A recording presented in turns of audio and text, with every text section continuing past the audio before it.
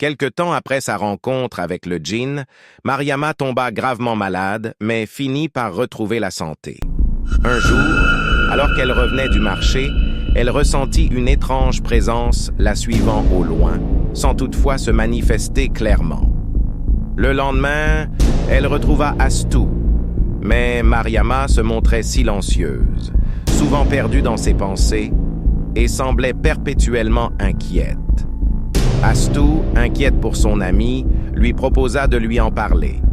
Cependant, hantée par le souvenir du djinn, Mariama hésitait. Elle n'avait jamais osé raconter à Astou les détails de cette nuit-là, de peur de ne pas être crue. L'après-midi, alors qu'elles faisaient des courses ensemble, Mariama sentait toujours cette présence étrange autour d'elle.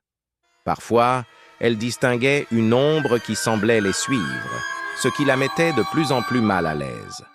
Astou, remarquant son agitation, lui demanda si tout allait bien. Mariama, hésitante, expliqua que depuis le soir où elle avait échappé au djinn, elle avait l'impression que quelque chose ou quelqu'un la suivait. Inquiète, Astou décida de l'emmener consulter un marabout. Le lendemain, elles se rendirent chez le marabout, un vieil homme du village.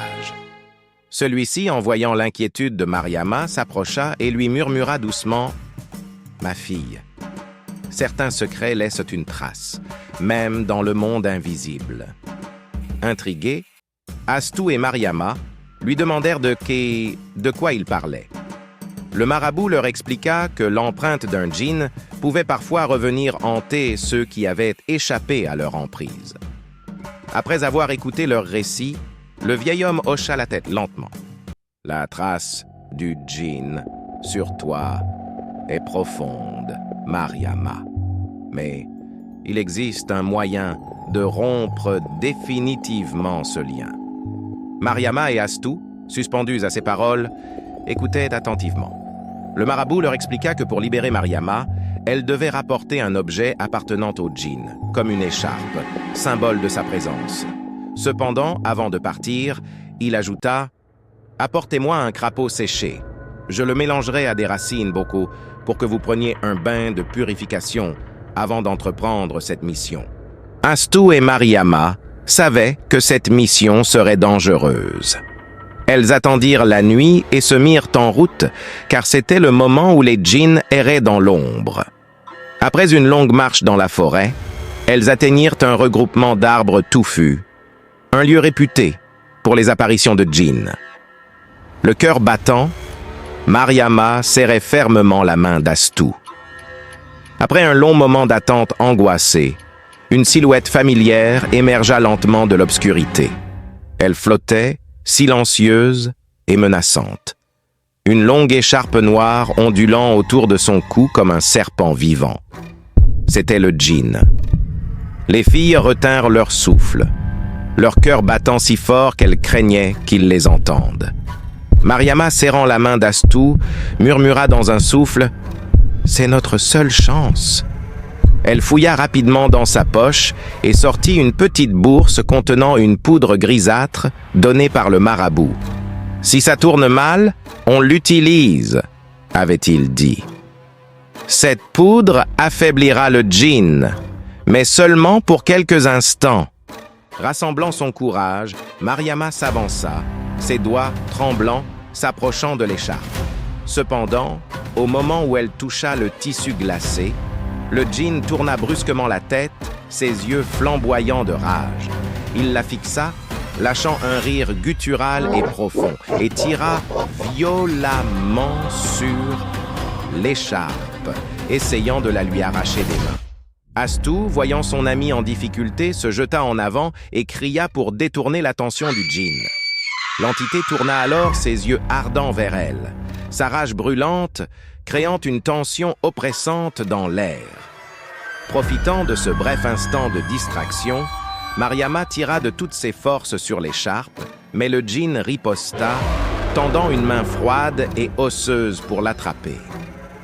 Sentant l'énergie glaciale du djinn pénétrer son bras, Mariama eut un instant de panique. Elle lança un regard désespéré à Astou, qui hocha la tête en sortant la poudre de sa poche. D'une main rapide, elle jeta la poudre dans l'air, en direction du djinn.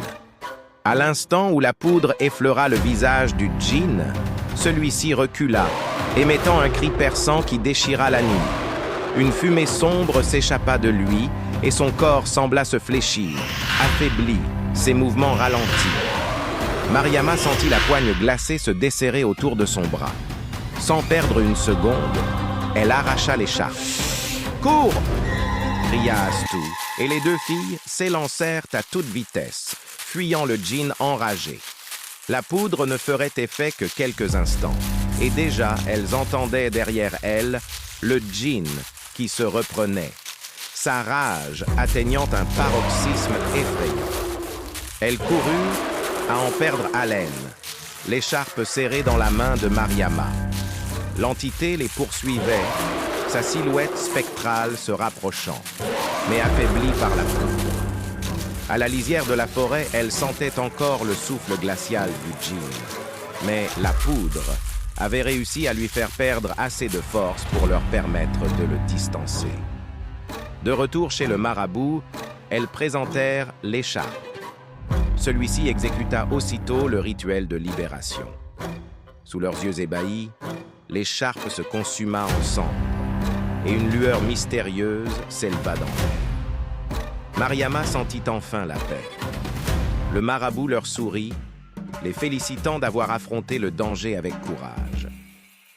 Que cela vous serve de leçon. Certains secrets attirent ce qui se cache dans les ombres, mais heureusement que vous avez triomphé. Et c'est ainsi que se termine l'histoire d'Astou et Mariama, qui réussirent à se libérer de l'emprise du djinn.